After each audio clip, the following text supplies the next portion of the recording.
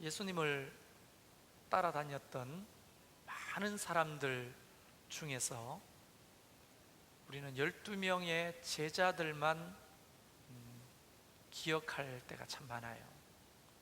그런데 그 예수님의 제자들 12명 외에도 성경에 정확한 그 숫자는 안 나오지만 여자 제자들 12명도 꼭 12명이 아니라 한 12명 정도도 늘 주님을 따라다녔을 거라고 봅니다. 왜냐하면 성경은 남성 위주로 쓰여진 책이기 때문에 여자에 대한 보도가 잘 없어요.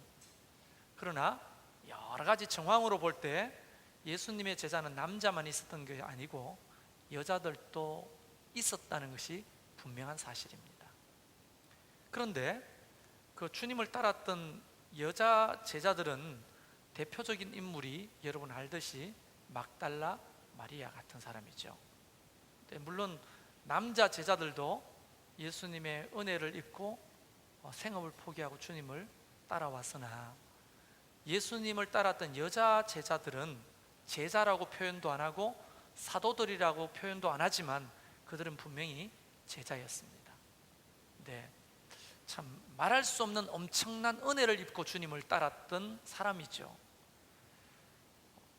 여러분, 그 막달라 마리아를 대표적으로 우리가 한번 생각해 보자면 이 여자는 인생의 가장 밑바닥에서 살았던 창녀입니다.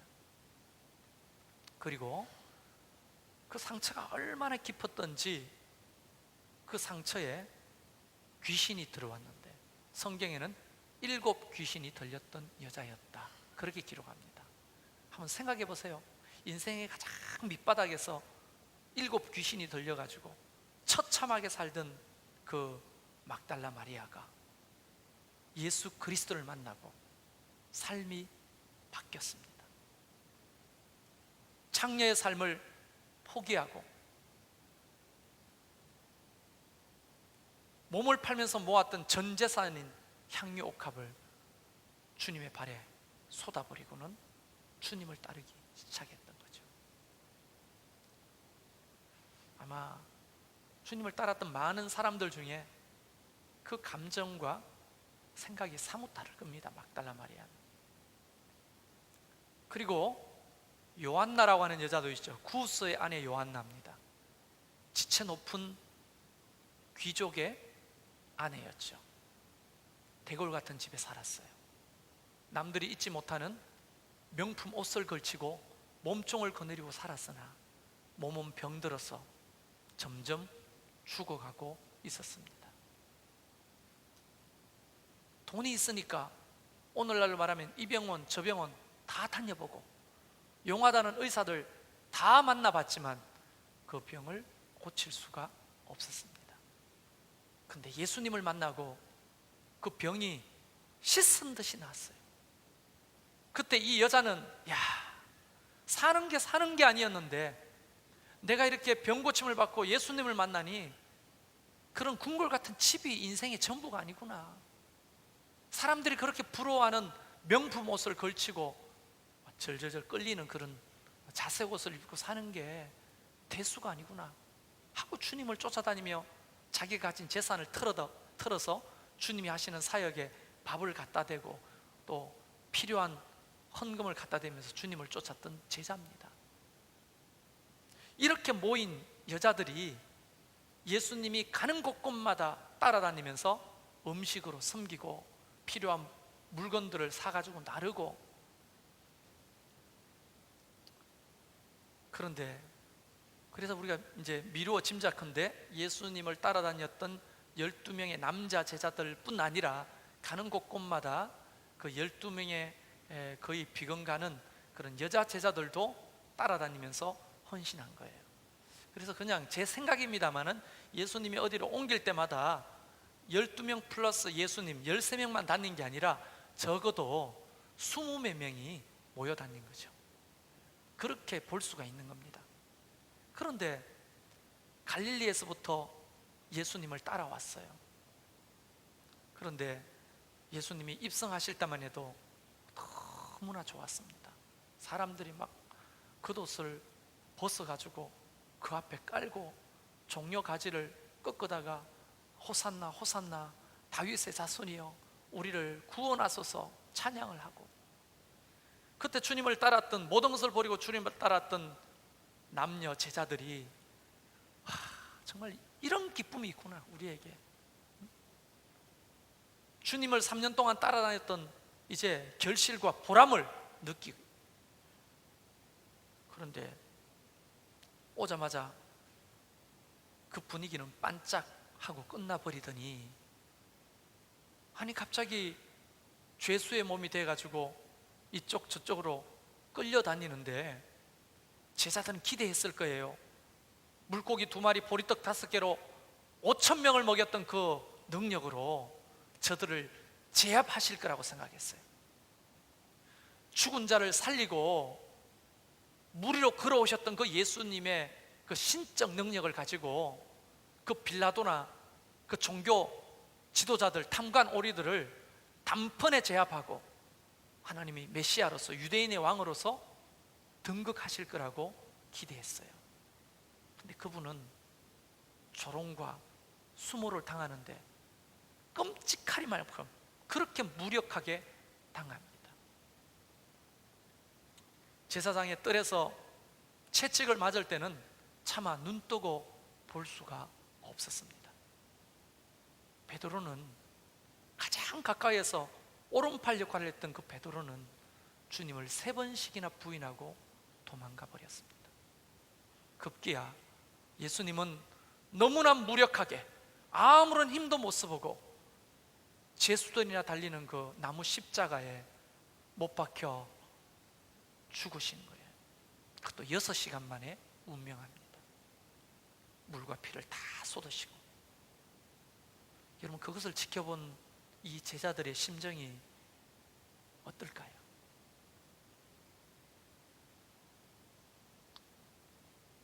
남자 제자들은요, 이 보편적인 이야기라고 말해도 될지 모르겠지만 극적인 순간에는 남자가 좀 약한 것 같아요, 여자보다. 동의할 수 없습니까?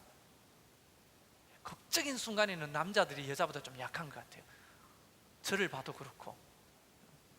근데 그런 극적인 상황에 남자들은 지금 다 어디 도망가 있냐면 예루살렘의 모처에 아무도 알려주지 않는 어떤 집에, 다른 복음서에 보면 문을 다 각각 걸어 잠그고 혼자 있을 수 있는 용기도 없어가지고 11명이 다 모여가지고 벌벌벌벌 떨고 있는 거예요. 그때 그들을 지배하고 있던 핵심적인 감정이 뭘까요? 두려움? 그때 이런 일이 오가지 않았겠습니까? 이런 이야기들이. 형님, 우리 이제 어떡합니까? 주님이 저렇게 무력하게 죽으실 줄 누가 알았습니까? 아니 도대체 바다 위로 걷고 죽은 자를 살리시는 그 주님은 도대체 어디 가십니까?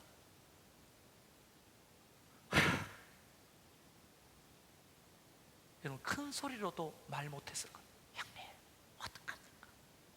야, 조용히 봐. 무슨 소리 났어? 샹지처럼 벌벌벌 떨면서 그들을 지배하고 있던 감정은 3가지예요. 절망, 두려움, 아무것도 할 수 없는 무기력감. 이것이 그들을 지배하고 있었어요. 여자들의 이야기를 좀 해볼까요? 주님을 따랐던 다른 여자들은 십자가 그 죽음 아래까지 따라왔습니다. 그리고 하염없이 눈물을 흘렸습니다. 예수님의 어머니 마리아를 부축하면서 그것을 다 지켜봤어요.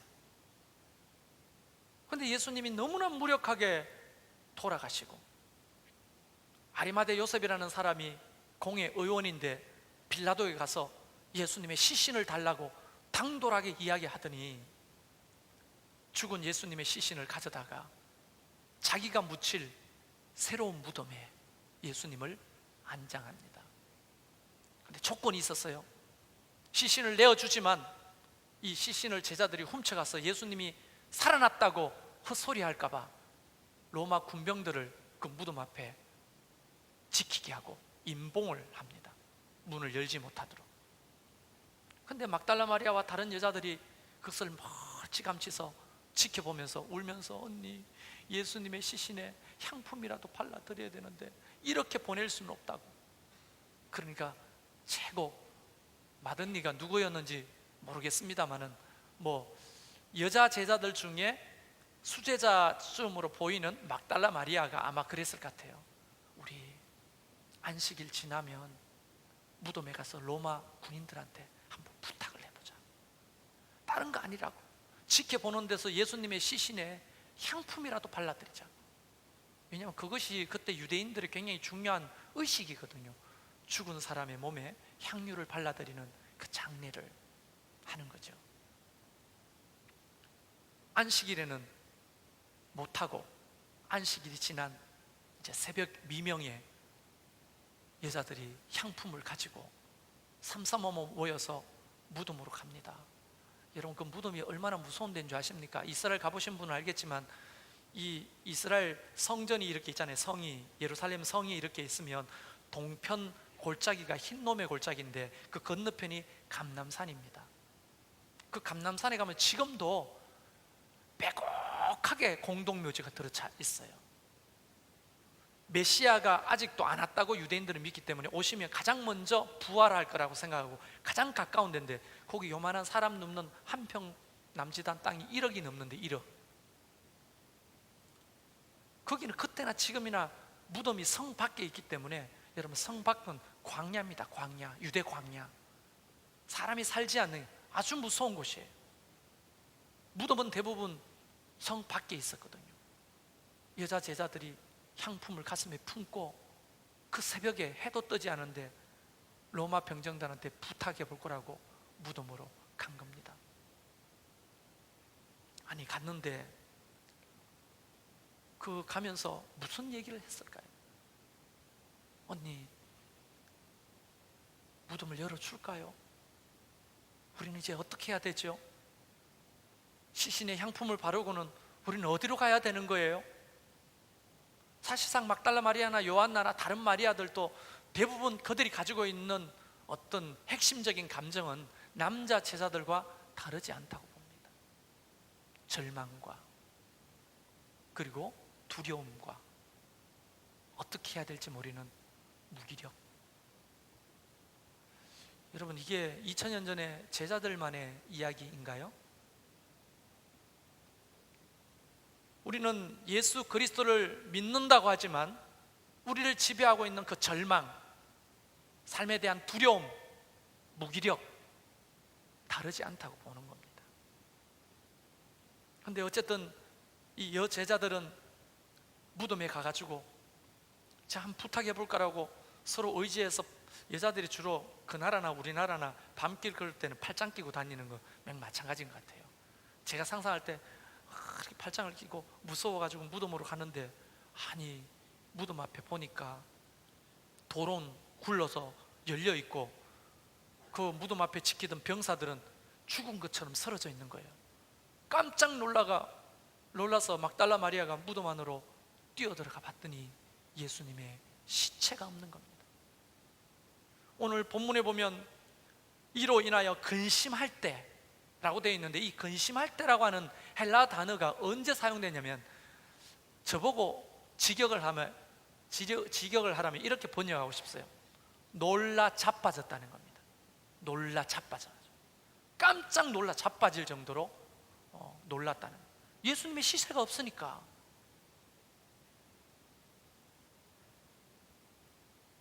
그래서 서로, 언니 어떡해요? 예수님의 시신이 없어요. 어떡하지 언니? 막 이러고 있는데, 제가 왜 자꾸 언니라고 하죠? 저도 모르게 자꾸 언니라고 부르네요. 언니 어떡하죠? 도대체 어떻게 해야 돼요? 그때 갑자기 환한 빛을 밝히는 사람들 두 사람이 나타났는데, 여기는 사람이라고 되어 있지만 천사라고 다른 마태복음이 나옵니다. 천사 두 명이 나타나가지고 이렇게 말합니다. 여자들이여, 두려워하지 마라. 어찌하여 살아있는 자를 죽은 자 가운데서 찾느냐? 그 여자들이 이마를 땅바닥에 대고 벌벌벌 떨고 있는데 여기 계시지 않고 살아나셨느니라. 할렐루야.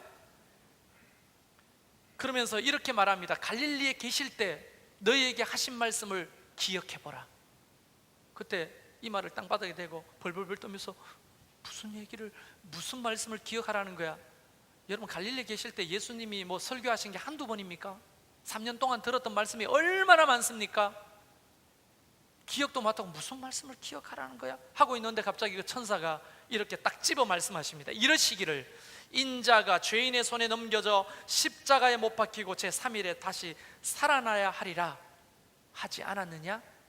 그때 갑자기 그 여인들의 머릿속에 그 하신 말씀이 또렷이 기억나는 거예요. 그래, 예수님이 살아계실 때 십자가를 지시고 죽으시고 3일 만에 살아나셨다는 얘기를 우리에게 3번씩이나 말씀하셨지. 그리고는 뻘떡 일어나가지고 막 달리기 시작합니다. 그 말씀이 기억나는 그 순간에 예수님이 살아나셨다는 확신이 갑자기 들어오는 거예요. 그들이 일어나가지고 향품을 버려두고 막 뛰어갔는데 어디로 뛰어갔느냐? 남자 제자들이 숨어있는 그 모초로 간 거예요. 여러분, 밤새 잠을 못 자고 남자들은 모여가지고 한숨만 푹 쉬고 있는데 갑자기 밖에서 문소리는 뭐야 이게 무슨 소리야? 누구야? 얼마나 떨었겠어요. 간이 철렁 내려앉았겠죠. 근데 갑자기 밖에서 막달라 마리아 그 여제자 소리가 들리는 겁니다. 나가서 문을 열고 또 나가서 또 문을 열고 또 나가서 잠겨있는 문을 열고 그랬더니 여자들이 우르륵 뛰어 들어가지고 예수님이 살아났어요. 예수님이 살아났다고요. 흥분해서 이야기를 합니다. 차려야 돼요. 예수님이 살아났어요. 예수님이 살아났어요. 이렇게 말하지 않았겠죠. 그들은 지금 흥분해가지고 예수님이 살아났어요.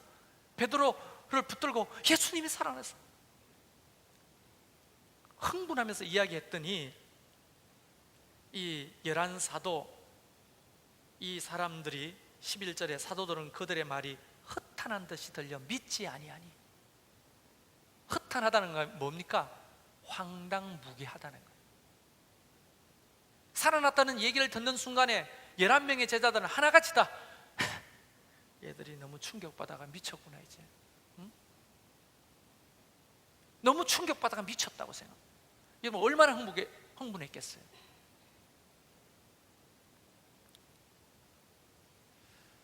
여러분, 그런 일은 없겠지만 한번 상상이라도 해보면 좋겠어.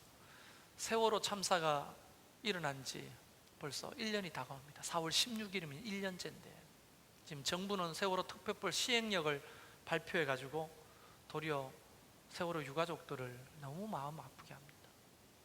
어머니들이 머리를 삭발하고 광화문 길거리로 나가서 시행령 법안을 폐기해달라고 요청합니다.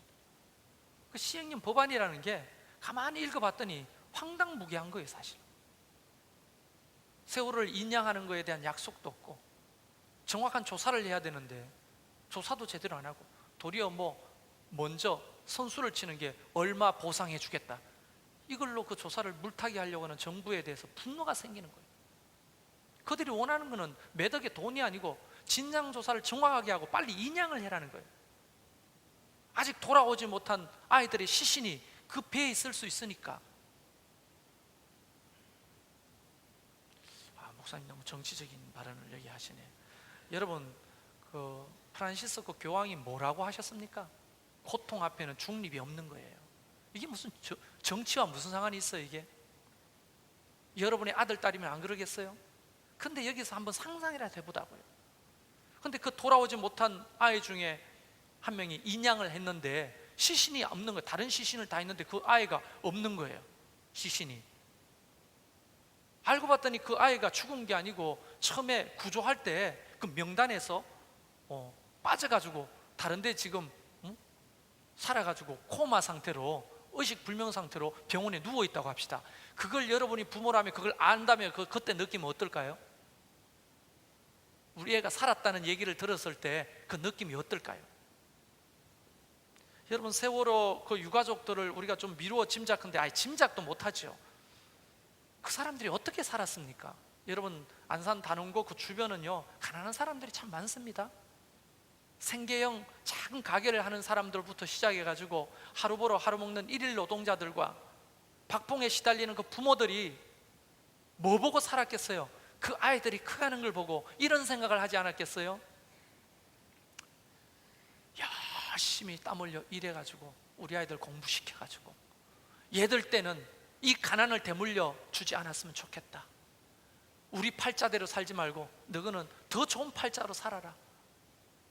그런 희망을 가지고 하루하루를 그런 힘든 노동도 견디고 수많은 갑질 앞에 그 수욕과 모욕을 당하면서 자녀 하나 보고 살았던 우리 부모들이 그 아이가 처참하게 수상당하는 걸 보고 제자들이 가졌던 절망, 두려움, 무기력 등 똑같이 느끼는 거 아닙니까?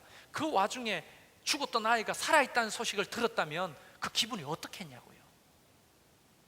흥분되지 않겠습니까? 아마 놀라서 쓰러질 수도 있겠죠. 지금 예수님이 부활했다는 사실을 전해들은 이 제자들은 도리어 그런 소식을 허망하게 듣습니다. 그런데 그 중에 베드로가 뻘떡 일어나더니만 잠궜던 문을 박차고 나가서 막 달리기 시작합니다. 예수님이 묻혀있던 아리마대 요셉의 무덤에 들어가서 그 무덤 안으로 봤더니 정말 예수님의 시신이 없고 세마포만 있는 거예요. 그때 여제자들과 남자 제자들이 모여서 이런 얘기를 하면서, 왜요? 예수님이 분명히 살아계실 때 우리에게 말씀하셨잖아요. 십자가를 지고 3일 만에 부활하실 거라고. 가만히 있어봐, 3번이나 말씀하셨는데 난 똑똑히 기억해요. 그 말씀대로 살아나신 게 분명해요. 여러분, 부활신앙이라고 하는 게 다른 게 아닙니다. 예수님이 2000년이 지난 지금도 살아서 우리와 함께 하신다는 것을 믿는 거예요. 예수님이 살아계실 때 우리에게 뭐라고 하셨습니까? 세상 끝날까지 너희와 함께 할 것이다. 한 번도 예수님은 약속을 어긴 적이 없거든요. 여러분, 교회만 늘 나오는 게 신앙이 아니에요. 진짜 신앙이라고 하는 것은 부활신앙이 있어야 되는 거예요. 예수님이 죽으심으로 끝난 것이 아니고 그가 사망 권세를 이기고 부활하셨고, 그 부활하신 주님이 우리와 함께 하시고, 우리 또한 예수님처럼 훗날에 죽음을 극복해서 부활, 영화로운 몸으로 부활한다는 걸 믿는 거예요. 여러분, 그렇게 되면은 그들을 지배하고 있던 그 절망이 뭘로 바뀔까요? 희망으로 바뀌겠죠. 언니 어떻게 해요? 우리 이제 앞으로 어떻게 살아야 돼요? 제자들도 모여서 어떻게 해야 돼요? 예수님이 죽으시고 난 다음에 제자들이 어디로 갑니까? 갈릴리로 돌아가잖아요. 아이고, 난 모르겠다. 그냥 고향으로 내려가서 고기나 잡아야 되겠다. 그러고는 7명의 제자들이 따라가가지고 고기를 잡다가 부활하신 예수님이 바닷가에서 다시 만나잖아요. 그들은 절망, 그 다음에 두려움, 그런 무기력에 완전히 지배당하고 있는 거예요. 오늘날도 예수 그리스도를 믿는 사람들이 왜 이런 절망 가운데 빠져 사는 겁니까? 왜 부활하신 예수님이 우리와 함께 하신다고 말씀하셨는데도 불구하고 두려움에 빠져 사십니까? 왜 무기력증에 시달립니까? 저는 부활하신 예수 그리스도를 우리가 진짜로 믿는다면 그 절망을 바꿀 수 있습니다. 갑자기 이 여인과 제자들이 부활하신 주님을 만나고 어떻게 됩니까? 주님이 3번씩이나 나타나가지고 못자국까지 보여주시면서 부활신앙을 그들에게 심어주시잖아요. 그때 더 이상 절망이 없는 거죠. 끝난 줄 알았는데 갑자기 희망이 생기는 겁니다. 다 끝났다고 말하는데 우리는 다시 시작이라고 말하게 되는 거예요. 이게 부활신앙의 능력이에요. 사람들이 여러 가지 이유로 절망하죠. 돈 때문에 절망하고, 자녀 때문에 절망하고, 하는 일 때문에 절망하고.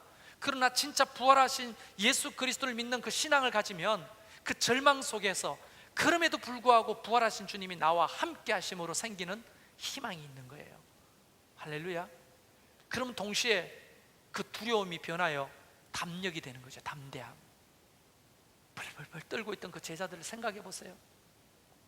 문소리만 나면, 삐걱 소리만 나면 누구야? 누구지? 나가봐. 형님이 나가보세요. 야, 네가 나가봐. 그렇게 떨고 있던 제자들이 갑자기 부활하신 주님을 만나고 부활신앙을 가지니까 얼마나 담력이 생겼냐면, 기억나십니까? 사도행전의 모든 사도들의 이야기는 부활하신 주님을 만나고 난 이후에 기록된 책이거든요. 베드로와 요한이 안전뱅이를 일으키더니 끌려갑니다. 사내들인 공의회에 끌려가 적결 심판을 받는데, 벌벌벌 떠는 게 아니라 손이 묶인 채로 그 앞에 서가지고 70명의 장로들 앞에서 설교를 하기 시작하는데, 구약의 말씀을 쫙 얘기하고 예수님은 죽어서 다시 부활하셨다는 것을 막 이야기하는 거예요. 그 사내들인 공의회 의원이 깜짝 놀라서, 저 사람 무식한 어부인데, 배운 적이 없는 사람인데 어떻게 저게 논리적으로 하나님의 말씀을 우리에게 전하는지. 사도행전에 그렇게 기록되고 있는 겁니다. 담력이 생기는 거예요. 제자들이 어떻게 죽었는지 아시죠? 하나같이 다 순교했어요. 순교. 늙어서 죽은 사람이 없어요. 다 순교했어요. 거꾸로 십자가에 못 박혀 죽고, 막 끓는 기름솥에 빠져서 죽고, 참수를 당해서 목뱀을 죽고, 돌 맞아 죽고, 그 다음에 톱으로 켜서 몸이 잘려서 죽고, 그럼에도 불구하고 그 죽음을 이기는 부활신앙을 가지니까 죽음이 두렵지 않는 거예요.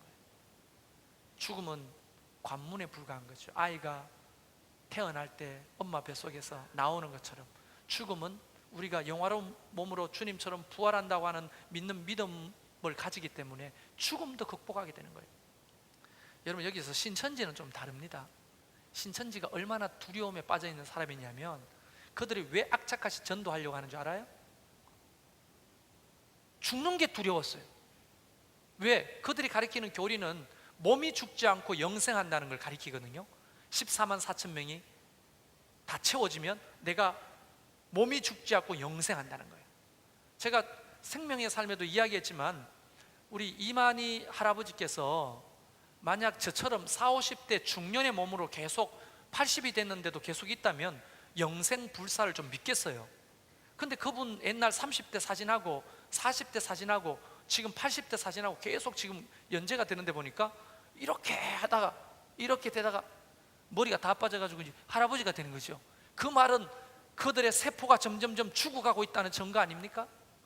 그래가지고 이만희가 영생 불사한다고, 여러분 혹시 신천지 있는지 모르겠지만 한다 합시다. 그래, 축하드려요. 몸이 죽지 않고 축하드려요. 이제 200년 사는 겁니다. 이래가지고 300년 사는 거예요. 500년 사는 거예요. 지금 세포가 죽어가고 있잖아요. 머리가 다 빠지고. 사진 못 봤어요? 그렇게 할아버지가 내가 움직이지도 못하고 500년 살고 1000년을 살고 영생하면, 그래가지고 나중에 미라처럼 영생하는 거예요. 미라처럼. 그 영생하세요. 잘하세요. 영생 미라처럼 돼가지고. 그게 어떻게 영화로운 영생입니까? 지금 그들이 믿는 보에사라고 하는 교주가, 세포가 점점점 늙어서 죽어가고 있는데 연력학 제2의 법칙을 거스릴 수가 없는 거예요. 근데 영생한다고 믿잖아요. 왜요? 왜 악착같이 이런 교회에 들어와가지고 산옮기기 하려고 하는 거예요? 죽음이 두려우니까, 안 죽으려고. 우리는 다른 겁니다. 우리의 부활신앙은 죽음이 두렵지 않는 거예요. 할렐루야. 이게 누가 더 강력한 신앙입니까? 안 죽으려고 부모 보고 막이라고 하고, 학교 때려치고 직장 때려치고 안 죽으려고, 몸이 안 죽으려고. 죽음이 두렵다는 반증이죠. 죽는 것이 너무 두려우니까 몸이 안 죽으려고 그렇게 아둥바둥 남의 교회 들어가 시끄럽게 하는 거 아닙니까? 우리는 죽는 게 두렵지 않는 거예요. 우리 기독교 신앙의 부활신앙은 죽음을 극복하는 신앙이에요. 할렐루야. 수준이 다르잖아요. 영생하세요. 몸이 죽지 않고 영생하세요. 몸은 계속 늙어갈 겁니다. 영원토록. 근데 숨은 붙어 있어요. 그게 어떻게 축복입니까? 저주지. 그냥 우리는 때가 되면 장렬하게 죽음을 맞이합시다. 그리고 주님처럼, 잠자는 자들의 첫 열매가 되신 주님처럼 부활하는 거예요. 이게 바로 그들과는 수준이 다른 담대함이라는 거죠. 그리고 마지막으로 그들을 지배했던 무기력. 어떡하죠? 도대체 어떡하죠? 뭘 해야 될지 모르겠고 3년 동안 생업을 다 포기하고 주님을 따랐는데 이제 뭘 해먹고 살아야 돼요? 뭘 해먹고? 그런데 우리는 그들이 부활하신 예수님을 만나고 얼마나 강력한 영향력을 가진 사람이 됐는지 알고 있습니다. 그들은 세계 역사를 바꿔놨잖아요. 세계 역사를. 여러분 세계사 공부해 보셨죠? 세계사라고 하는 것은 거의 다 기독교 역사입니다. 복음의 역사예요. 복음의 역사. 그 몇 명의 그리스도인들이 부활하신 주님을 만나는 사람들이 그런 역사에 참여해서 역사를 바꿔놓는 거예요. 영향력이 어마어마한 거죠. 오늘 저와 여러분은 부활하신 주님을 정말 믿기를 바랍니다. 그 부활하신 주님의 그 놀라우신 그 능력이 여러분에게도 임하기를 바라요. 그리고 우리 모두가 부활신앙을 갖고 그 부활신앙의 능력을 가져야 되는데, 여러분을 지긋지긋하게 괴롭혔던 그 두려움, 그 절망, 그 무기력이 이 부활신앙을 통해서 다 극복되기를 주의 이름으로 축원합니다. 할렐루야. 그게 부활신앙의 능력인 거예요. 오늘 우리 중에 혹시 신천지 추수꾼이 있다면 부탁합니다. 수준이 다른 이 부활을 여러분이 예수 믿고 가지시기를 정말 축원합니다. 수준이 다른 거예요. 우린 죽어도 괜찮아요. 몸이 죽어도 괜찮아요. 왜? 우리에게는 부활신앙이 있으니까. 오늘 부활주일입니다. 계란 까먹는 날이 아니에요. 제가 옛날에 그랬어요. 계란 주면 소금 없어요? 소금.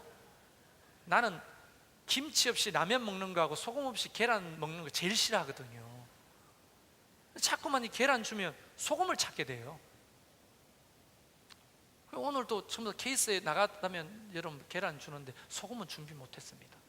여러분 계란 먹는 날로만 끝나는 게 아니고 주님의 그 부활의 능력을 우리가 마음에 소유하고 살아가시기를 주의 이름으로 축원합니다. 우리 이 시간 잠깐 기도합시다.